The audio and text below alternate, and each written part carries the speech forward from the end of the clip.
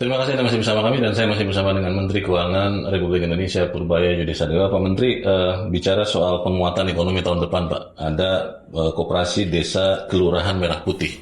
Itu progresnya hingga saat ini seperti apa dan dampak ke penguatan ekonomi kita seperti apa, Pak? Kemarin kan baru beberapa waktu yang lalu di launch berapa 1061 ya, yeah. Koperasi Desa Merah Putih. Itu sekaligus kan dalam waktu singkat tuh dibangun sebanyak itu koperasi. Dampaknya akan signifikan sekali. Pertama gini, uangnya dari mana? Uangnya itu sebagian dari dana desa kan. Dana desa banyak yang bilang nggak semuanya dipakai secara secara optimal ya. Yeah. Terus sebagian kita pindahkan ke Koperasi Desa Merah Putih itu. Jadi harusnya akan lebih optimum hasilnya di perekonomian kita dibandingkan dengan sebelumnya. Karena itu akan dijalankan secara profesional, bisnis koperasi yang profesional. Dari ujung ke ujung akan mereka jalankan dari supply dan segala macam.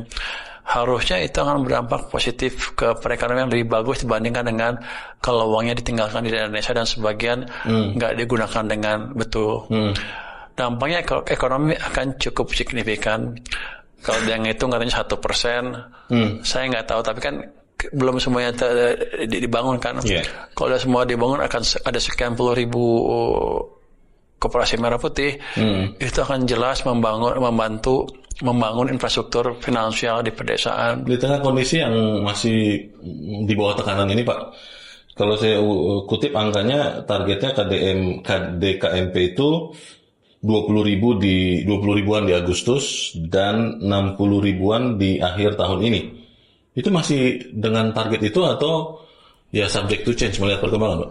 Pak, targetnya itu nggak berubah karena uangnya udah ada. Jadi KDMP itu pinjam dari perbankan mungkin 240 triliun, uangnya ada jadinya. Dan nanti yang nyicil bunganya pemerintah dari uang yang disisihkan dari dana desa tadi. Okay. Jadi itu udah secure 6 tahun ke depan. Untuk saya nggak ada tambahan dana APBN, cuman geser aja. Tapi dampaknya bisa lebih signifikan di perekonomian. Rencana pembinaan anggaran yang baik dari Bapak Presiden. Jadi itu semua terukur. Jadi sebagian pertumbuhan ekonomi di triwulan pertama tahun 2026 ini berasal juga dari makanan gratis dan KDMP. Jadi dari situ salah satu sumber pertumbuhan yang didesain oleh Bapak Presiden Prabowo. Dalam mekanismenya, Pak, nanti Koperasi Desa Merah Putih itu akan bergerak seiring dengan usaha retail sejenis. Ini kan menjadi isu juga, Pak. Atau nanti memang akan menang kompetisi, Pak, dibandingkan usaha retail sejenis? Kalau hitungan saya akan menang kalau berkompetisi dengan retail sejenis. Tapi kan pasti ada tempat-tempat yang nggak ada koperasinya pada waktu tertentu ya. Kan kalau sudah full dikembangkan semua akan berkompetisi head to head dengan retail sejenis. Jadi yang diperlukan adalah siapa yang lebih efisien, retail sejenis atau Koperasi Desa Merah Putih. Koperasi kan sebagian di subsidi negara kan. Tentunya kalau orang market biasa bilang ini kompetisi yang nggak fair. Tapi gini, kalau dia mau bersaing, ya mereka harus lebih efisien lagi dengan harga yang lebih murah, lebih berkompetisi dengan Koperasi Desa Merah Putih. Kalau enggak, mereka akan susah hidupnya. Jadi dampaknya ke harga gimana? Cenderung stabil atau turun ke bawah. Bagus buat kita juga kan? Betul. Jadi memang swasta pun tetap juga sama-sama dilibatkan begitu ya, Pak ya. Maksud saya untuk pertumbuhan, karena kalau pemerintah saja kan nggak akan sanggup.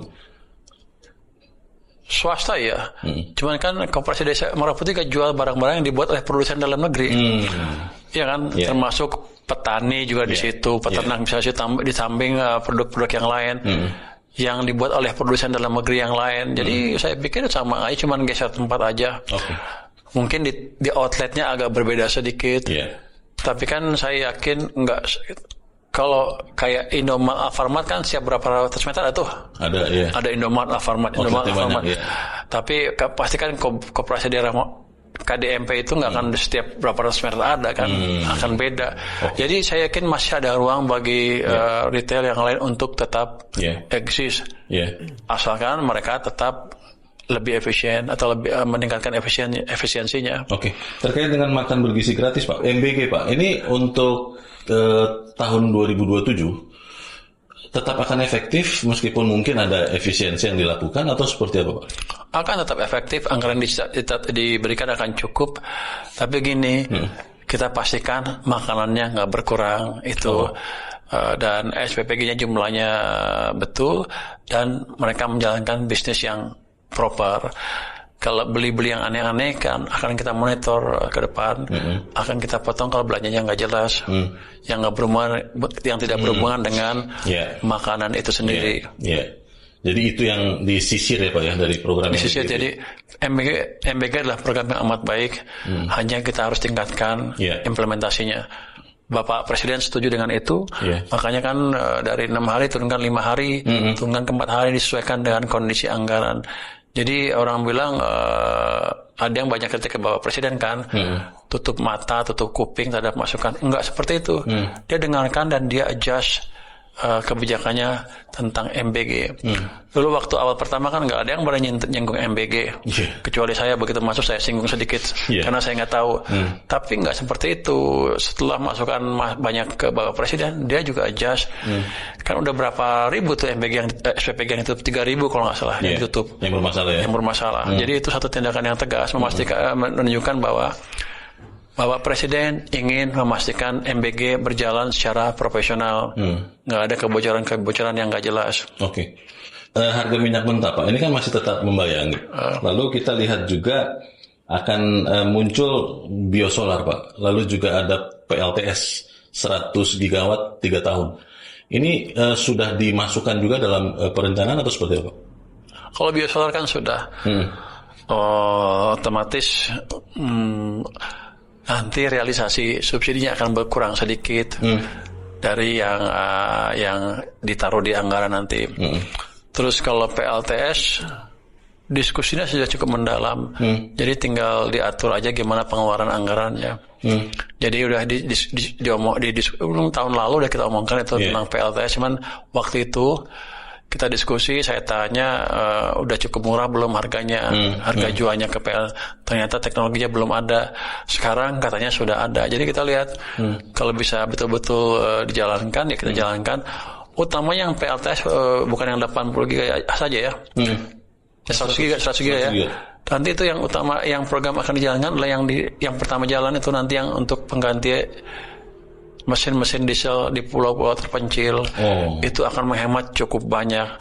Nanti diperkuat dengan yang 100 gigawatt itu. 3 tahun itu sampai kapan maksudnya? Dari tahun ini atau dari 2027? 2027 lah. Sampai 2030? 2030 ya. Oke. Seingat saya. Baik. Kita harus jeda dulu Pak Menteri, dan bisa tetap bersama kami. Top Ekonomi segera kembali.